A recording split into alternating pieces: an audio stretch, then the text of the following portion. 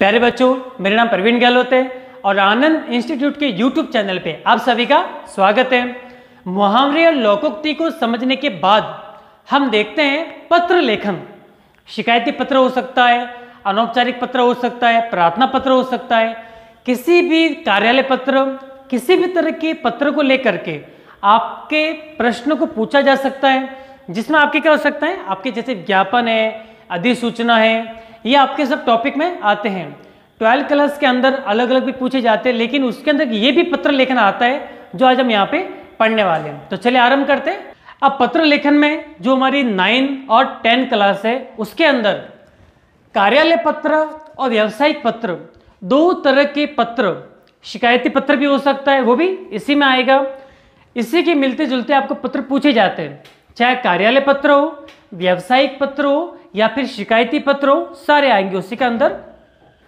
अब देखना है कि उसको लिखने का पैटर्न कौन कौन सा है, किस तरीके से उसको हम लिखेंगे।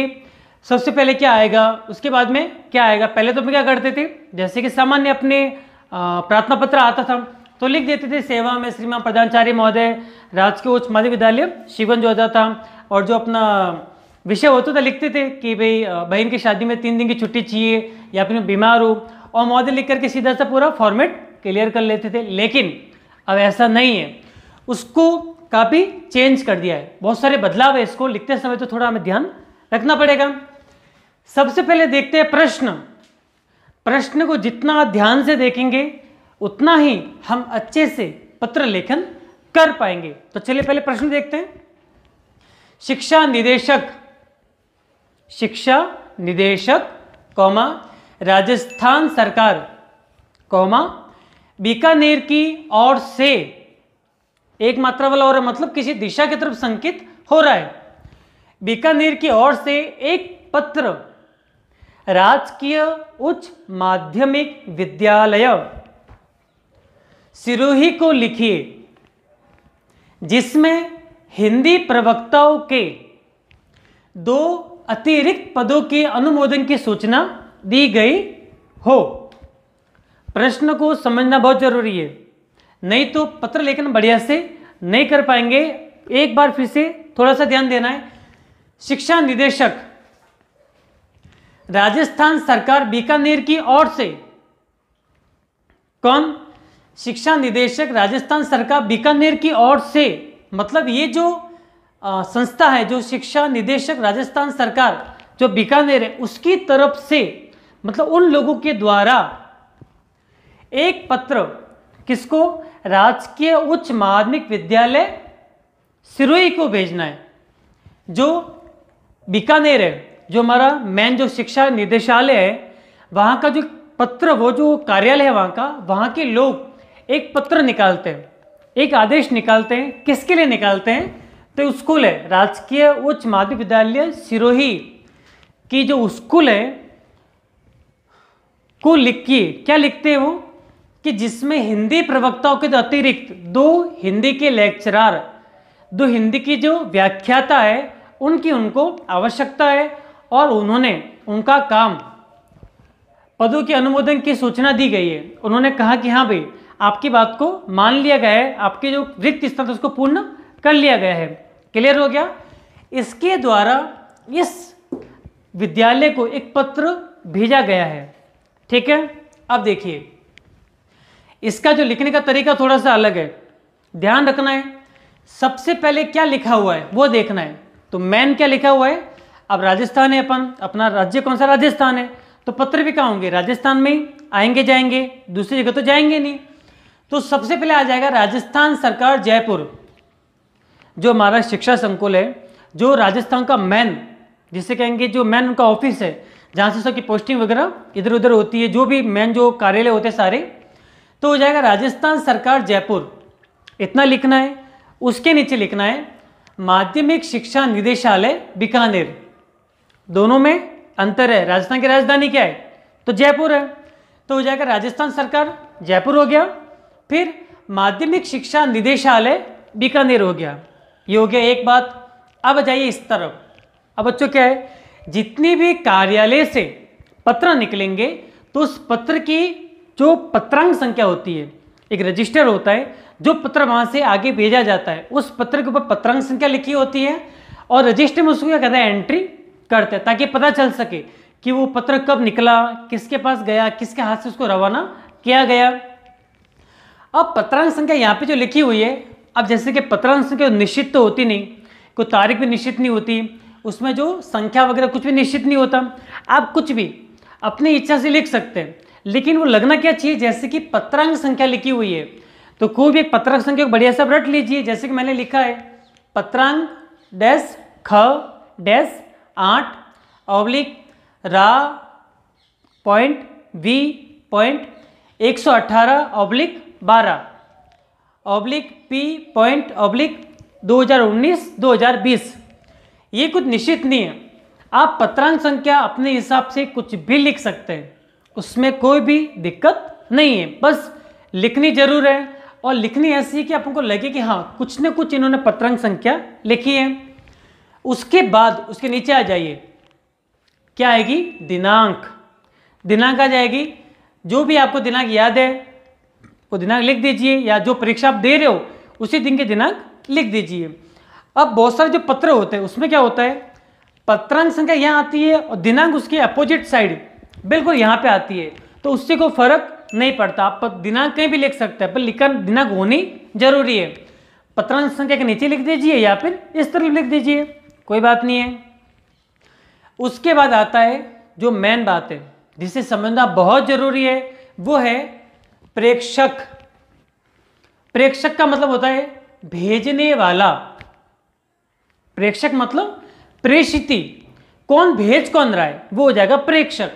तो शिक्षा निदेशक माध्यमिक शिक्षा राजस्थान सरकार बीकानेर का जो कार्यालय है वो क्या कर रहा है, एक पत्र भेज रहा है। किसको भेज रहा है, तो सेवा में प्राचार्य राजकीय उच्च माध्यमिक विद्यालय सिरोही राजस्थान। अब यहाँ पे प्रेषक और जो सेवा में है वहाँ पे अलग अलग बहुत सारे प्रादक लिखते हैं, बहुत सारे प्रेषिती लिखते हैं। प्रेषिती मतलब प्राप्त करने वाला और प्रेषक मतलब भेजने वाला।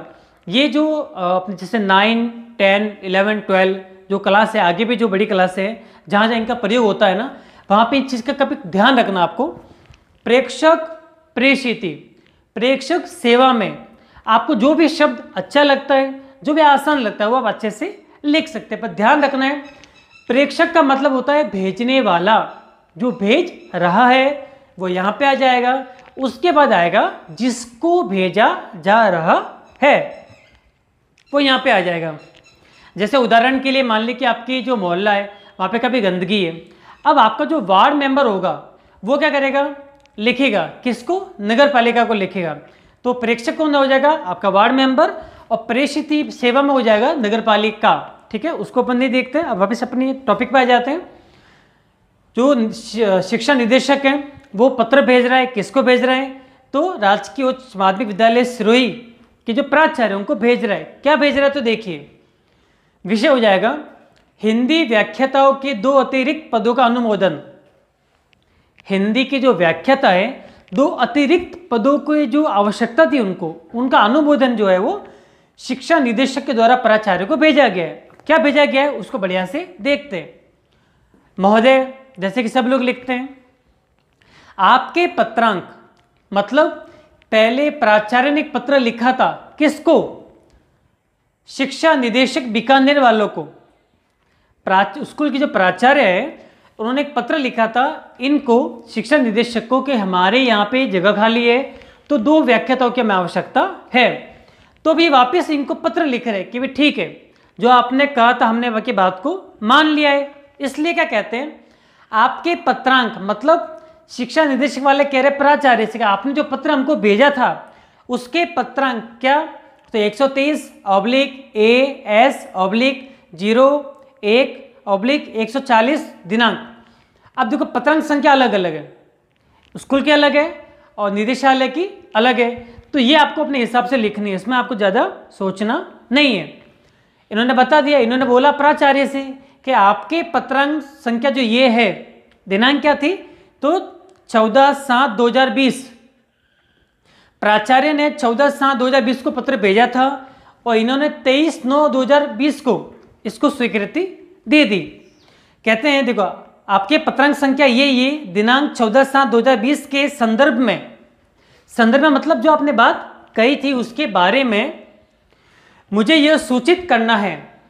निदेशालय कहता है कि मैं आपको ये बता रहा हूं, आपको सूचित करता हूं कि निदेशालय, जो हमारा निदेशालय है जहां पे आपने पत्र भेजा था, ने आपके विद्यालय में हिंदी के 2 नए व्याख्याताओं के पदों का अनुमोदन कर दिया है। आपने जो हमें पत्र भेजा था तो वहां का हमारा जो निदेशालय है उन्होंने क्या कर लिया है, आपके विद्यालय में हिंदी के 2 नए व्याख्याताओं के पदों का अनुमोदन कर लिया है, मतलब वहां से स्वीकृति मिल गई है। इनकी नियुक्ति हेतु अब उनको नियुक्त करना है। केवल आप माध्यमिक शिक्षा सेवा आयोग अजमेर से संपर्क करें। मतलब बीकानेर वालों ने अपना काम पूरा कर लिया, अब बचता है अजमेर वालों का कार्य। तो प्राचार्य को बता दिया कि भाई आपने पत्र भेजा था, हमने अनुमोदित कर दिया है, आपके जो टीचर थे उन्हें भेज दिए, अब उनको नियुक्ति देने के लिए आप क्या कीजिए, तो जो सेवा आयोग अजमेर है वहां पे संपर्क कीजिए, उनसे बात कीजिए और अपना कार्य पूर्ण कर लीजिए। आगे राजस्थान लोक सेवा आयोग, जितनी भी वैकेंसी निकलती है, जितनी भी पोस्टिंग मिलती है, एग्जाम होते हैं, वो सब कौन करवाता है, तो राजस्थान लोक सेवा आयोग अजमेर में चयनित व्याख्याताओं की सूची प्राप्त होने तक आप अस्थायी रूप से दैनिक वेतन पर फैकल्टी योजनागत व्याख्याओं की नियुक्ति कर सकते हैं।